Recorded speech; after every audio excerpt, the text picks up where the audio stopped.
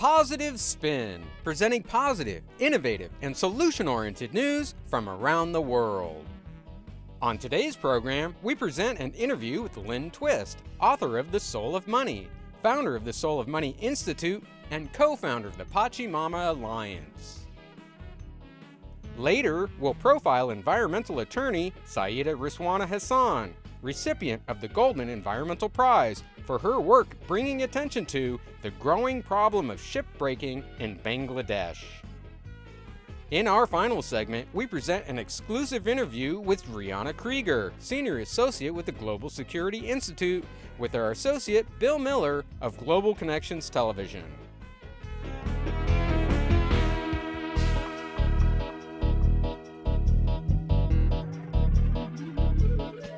For the past 12 years, Positive Spin has been presenting the stories of individuals and organizations at the forefront of creating a better world, highlighting their life-affirming and solution-oriented stories which are rarely seen in the mainstream media. On today's program, we begin with an interview with Lynn Twist, author of The Soul of Money and founder of the Soul of Money Institute. Lynn is also the co-founder of the Pachamama Alliance, a nonprofit organization committed to protecting the Earth's rainforests and the indigenous people who live there.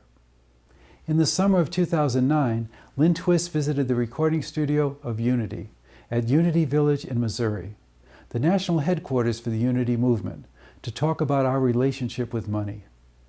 In her inspiring and compelling interview, she identifies ways to move from a lack consciousness to one grounded in sufficiency, how to shift negative beliefs and perceptions about money to thoughts of gratitude and gratefulness, and how to recognize and appreciate the unity of all things. Unity is a nonprofit organization with a positive, practical, and progressive approach to Christianity, based on the teachings of Jesus and the power of prayer.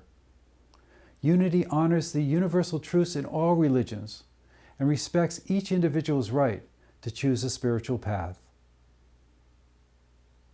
So here we are now in this gigantic financial crisis. I mean, monumental. It's a huge unraveling. And I've had lots of opportunities to talk about the financial crisis during this time, and I hope I'll have more. And my work with money and the communication about the soul of money has been really quite useful to people at this time. And a whole group of people who lost everything in the Bernard Madoff scandal started reading The Soul of Money and contacted me. And I've been lucky enough now to work with some of these people who've really been wiped out, all the way from a family that lost $285 million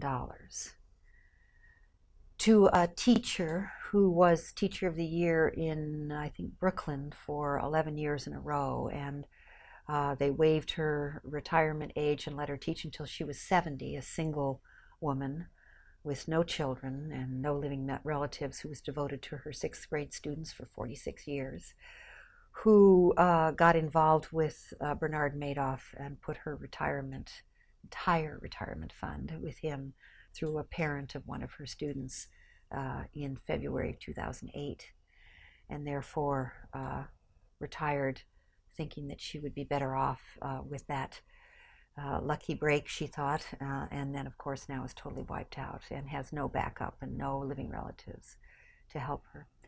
And so from the teacher to the man who lost $285 million, there are 150 families who've just been totally wiped out. They can't pay their mortgage, they can't pay their rent, they've pulled their kids out of private school, they've sold second homes and boats and cars.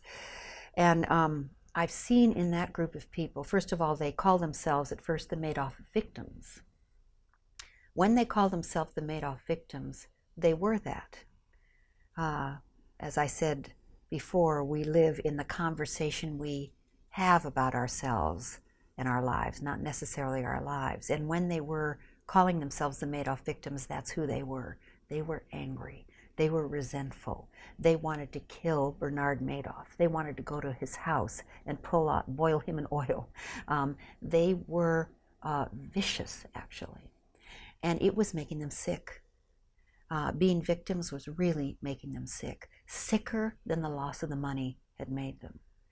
And fortunately, through many things, I'm sure, but the Soul of Money book was part of that, they realized what they wanted to do was change their name as a group, and they found each other on the web and became a viral community, to the Madoff Survivors. And when they changed their name to Madoff Survivors, they became survivors. They started to realize the government's going to take care of him. We need to take care of each other, ourselves and each other. So now they've started to work together. The website is serving everyone. They're looking at of course they're looking at the crime and the money system and the SEC and the Federal Reserve and all of the warts and kind of distortions that are in the money system that had this happen. But they're doing it in a way that is research, so that they can be people who uncover all of these things for others, so that we can get our money system set right. They're doing it as a contribution. They've already been wiped out. They're bartering and exchanging with each other. The teacher who I mentioned is tutoring the children of the man who lost $285 million, who had to pull his kids out of private school. A family who had 6 sons who ran 6 Mercedes dealers in Manhattan and Westchester in New York had to close all their dealerships.